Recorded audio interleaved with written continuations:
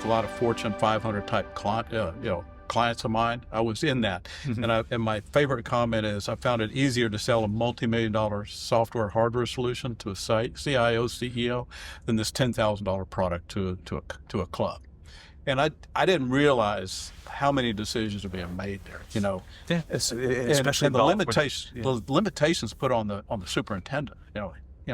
Most of those guys said, my budget is X, but I only can spend $2,500 max without having to go through some sort of. And then he's got to go back to the green committee if he's in a private club and get 12 other egos to agree or disagree. Yeah. So the question: how do small entities like myself, because we're now starting to see traction. We've got a relationship with Club Car.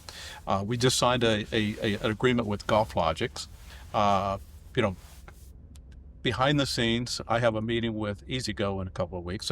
So they're now starting to wake up, because I feel we've paid our dues and we've been around for a while. And I know that to some extent, people are not always going to be early adopters. They're going to be somewhere in that continuum of the buying process. And I want to be up there in the early majority kind of approach.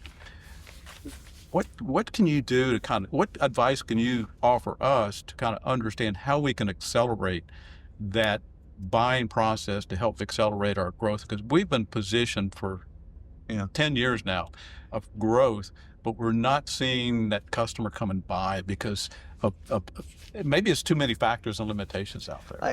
You raise an interesting challenge, and it's not immune to an organization like ours. I mean, I noted when we first met, we've both had our companies for the same amount of time, and we're both relatively nimble in terms of our staff.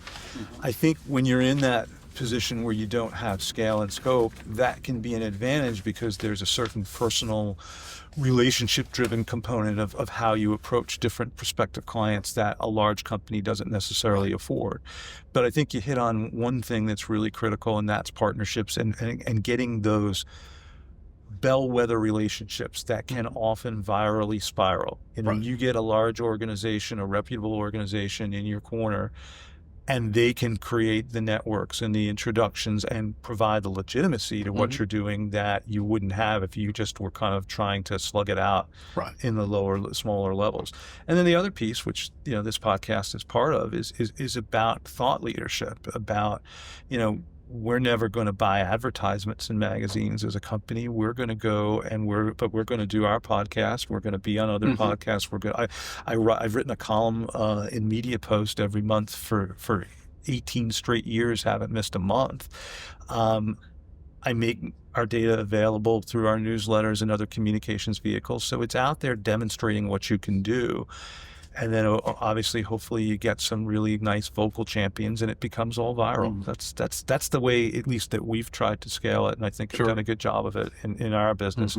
And I would suspect in yours too, because, you get some of those big companies behind it. You get, an Oakmont or some of the major championship sites, and then it becomes a platform from which you have legitimacy to go to others. And you speak at conferences. Maybe you do come out to some of these things, and you'll find yourself.